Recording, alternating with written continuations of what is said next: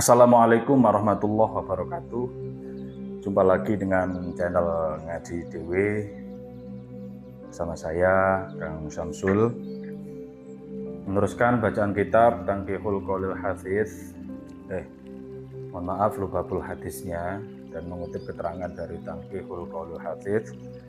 Lubabul Hadis susunan Al-Imam As-Suyuti rahimahullah taala dan Tanqihul Qaulil Hadits susunan atau karangan dari Al-Allamah Syekh Muhammad bin Umar Nawawi Al-Jawi. Karena sekarang masuk ke bab yang ke-27. Bismillahirrahmanirrahim. Qala al-muallifu rahimahullahu taala wa nafa'ana bihi wa bi ulumihi wa 'ada 'alaina min barakatihi fid dharain amin. Bismillahirrahmanirrahim. Al-babu sabi'u wal isruna utawi iki bab kang kaping 17 fi tasydidil liwati ing dalem nerangake banget-bangetake ancamane perilaku liwat atau homoseksual. Bab yang ke-27 ini menjelaskan tentang hadis-hadis ancaman larangan perbuatan liwat atau perbuatan kaumnya Nabi Lut, yakni menyukai sesama jenis. Wa fi zawajiri lan ing dalam kitab Zawajir qala sallallahu alaihi wasallam fi riwayat Tabrani wal Baihaqi. Dalam kitab Zawajir Kanjeng Nabi Muhammad sallallahu alaihi wasallam bersabda yang diriwayatkan oleh At-Tabrani dan Al-Imam Al-Baihaqi, arba'atun yusbihuna fi ghadabillahi ta'ala wa yumsuna fi sakhatillahi ta'ala. Ada 4 golongan yang paginya di dalam kemurkaan Allah dan sorenya juga dalam kemurkaan Allah. Tapi maksudnya adalah 4 golongan ini selalu berada dalam kemurkaan Allah Subhanahu wa taala. Wakilalahu dan ditanyakan kepada Kanjeng Nabi, manhum ya Rasulullah, siapakah mereka wahai Rasulullah? Qala, Rasulullah bersabda, al mutasyabbihuna minar rijali bin nisa, yaitu orang-orang laki-laki yang menyerupai orang perempuan. Orang laki-laki, fisiknya laki-laki tetapi bergaya seperti perempuan, berpakaian perempuan, ya, berdandan seperti seorang perempuan, lanang ge daster. Ya. Jadi itu satu golongan pertama yang di dalam kemurkaan Allah Subhanahu wa taala. Wal mutasyabihatu minan nisa'i birrijal, dan sebaliknya orang-orang perempuan yang menyerupai orang-orang laki-laki. Itu golongan yang kedua. Walladzi ya'til bahimah, yang golongan ketiga adalah seseorang yang bersenggama atau melakukan hubungan seksual dengan hewan. Iki jenenge wong kurang penggawean. Ono padha menungsane kok nganggo hewan. Walladzi ya'tir rijala, dan seseorang yang berhubungan seksual dengan sesama laki-laki. Ini termasuk 4 golongan yang berada dalam kemurkaan Allah Subhanahu wa taala. Qala Nabi alaihi salatu wasallam, dawuh sinten Kanjeng Nabi alaihi salatu wasallam, man qabbala gulaman, man utai sapane wong qabbala iku lamun ngambung sapa man gulaman ing bocah cilik bisyahwatin kelawan syahwat, adzabahu mongko nyiksahu ing man sinten Allah Gusti Allah taala finnari ing dalam neraka alfasanatin ing dalam 1000 tahun.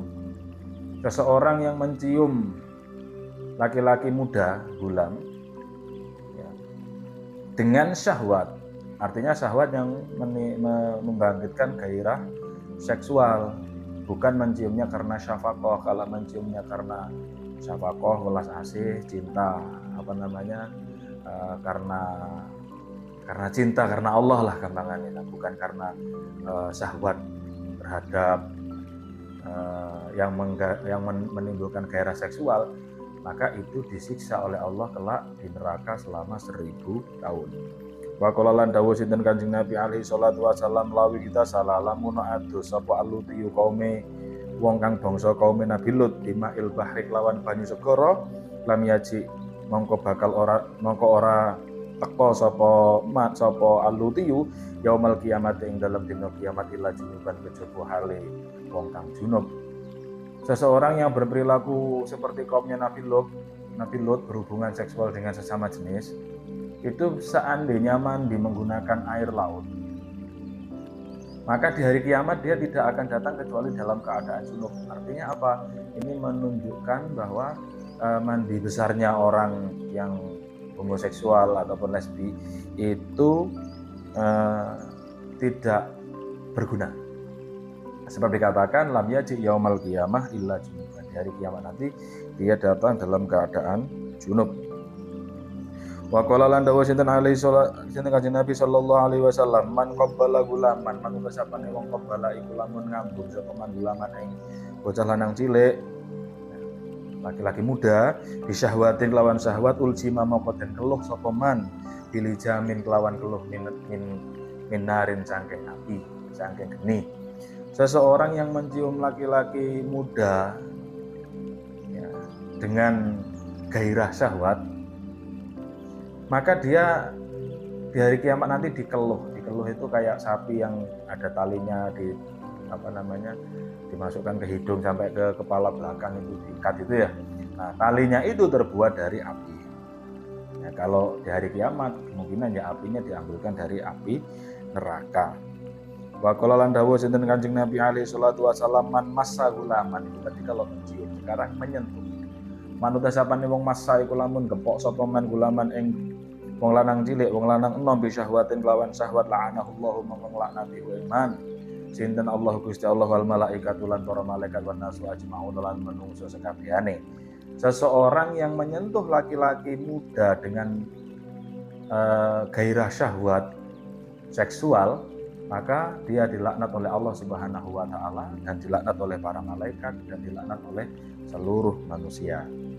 Wa qala lan dawuh sinten Kanjeng Nabi alaihi salatu wasallam man utai sapane wong adkhala iku lamun mlebokake sapa man ubulahu ing kelamine man fi duburi mar'atihi ing dalem dubure utawa anuse bojo wadone man ba'atsahu mongko bakal nangekake hu ing man sinten Allahu Gusti Allah yaumul kiamat ing dalem dina kiamat wa huwa hale utawi man antanu iku luwih basin minal jifati tenimbang batang. Seseorang yang memasukkan alat kelaminnya melalui anus istrinya ya, jadi melalui lubang belakangnya, meskipun itu istrinya apalagi orang lain. Nah, kelak di hari kiamat oleh Allah dia akan dibangkitkan sementara kondisinya itu lebih menyengat baunya daripada bau bangkai. Nauzubillah min dzalik. Dalam riwayat wa fi riwayatin li Ahmad wa ghairihi an Abi Hurairah, dalam riwayat dari Imam Ahmad dari Abu Hurairah, man atakahinan fasaddaqahu bima yaqul au ata imra'atan haidun au ata imra'atan fi duburihi faqad bari'a mimma unzila ala Muhammadin. Seseorang yang mendatangi kahin atau dukun yang kemudian dia membenarkan perkataan dukun itu, atau dia berhubungan intim dengan istrinya dalam keadaan haid, atau berhubungan intim dengan istrinya dalam melalui lubang anus, maka faqad bari'a mimma unzila ala Muhammadin, maka dia terlepas dari agama yang diturunkan kepada Nabi Muhammad. Nah, hadis ini seolah-olah menimbulkan pemahaman bahwa tiga perbuatan itu menyebabkan kekufuran. Tetapi ini dijelaskan oleh Kiai Syarih, ai hadza inistahalla dzalik. Dia memang mengeluarkan dia dari agama Islam kalau dia menganggap semua itu halal. Karena menghalalkan perkara yang jelas-jelas haram itu bisa menyebabkan seseorang itu menjadi murtad. Atau hadis ini yang dikehendaki Kanjeng Nabi adalah sebagai larangan keras, az-zajru wa tanfir. Yang dimaksud bukanlah walaisal murad haqiqatal kufri. Bukan yang dimaksud Kanjeng Nabi itu adalah hakikatnya kufur. Kenapa? Karena wa illa lama umira fi watil haidi bil kafarah. Kalau seandainya berhubungan intim dengan perempuan haid itu masuk dalam kekufuran, maka setelah dia melakukan itu tidak mungkin disuruh untuk membayar kafaroh, sementara hukumannya hanya membayar kafaroh, tidak sampai diistitabah yang disuruh bertobat, kemudian kalau nggak mau tobat dipenggal. Bukan itu hukumannya, sehingga tiga perilaku itu adalah masih kategori dosa besar, belum sampai mengeluarkan seseorang dari agama Islam. Wa qala lan dawuh sinten Kanjeng Nabi alaihi salatu wasallam idza atar rajulu ar-rajula ing dalem nalikane nekani ar-rajulu sapa wong lanang ar-rajula wong lanang liya fa huma mongko utawi rajul-rajul zaniyani iku zina karone Kalau orang laki-laki bersenggama atau berhubungan intim dengan sesama laki-laki, maka hukumnya sama dengan zina. Wa idza atat lain dalam nekani sapa almar'atu wa wadon almar'ata ing wadon liya fahuma zaniyatani mongko karone iku mongko utahe almar'ah mar'ah iku zaniyatani iku zina karone tegese maksudnya perilaku homoseksual dan lesbian itu masuk kategori zina. Hukumnya hadnya adalah hadus zina. Kalau dia itu sudah berkeluarga, mempunyai suami atau mempunyai istri atau disebut dengan zina muhson, maka dirajam. Nah, kalau dia itu zina ghairu muhson, maka dicambuk sebanyak 100 kali dan seterusnya. Wa qala lan dawuh sinten Kanjeng Nabi alaihi salatu wasalam man qabbala uta sapane wong qabbala iku lamun ngambung sapa man gulaman ing bocah lanang bisyahwat yang kelawah syahwat faka anna mazana mongko kaya zina sapa man ma ummihi sertane ibu eman sabaina marratan kelawan ping 70. Seseorang yang mencium lelaki muda dengan syahwat itu seolah-olah dia itu berzina dengan ibunya sebanyak 70 kali. Sebanyak 70 kali. Sementara waman zana ma ummihi waman sapane wong zana iku lamun zina sapa man ma ummihi sertane ibu eman marrotan wahidatan kelawan ambalan kang sepisan faka annama qatala mangko kaya mateni sapa man sabaina ing 70 nabiyan apane nabine. Sementara orang yang berzina dengan ibunya 1 kali saja itu dosanya seperti membunuh 70 nabi. Tadi dikatakan kalau menyentuh laki-laki muda dengan syahwat itu dosanya seperti berzina dengan ibunya sebanyak 70 kali.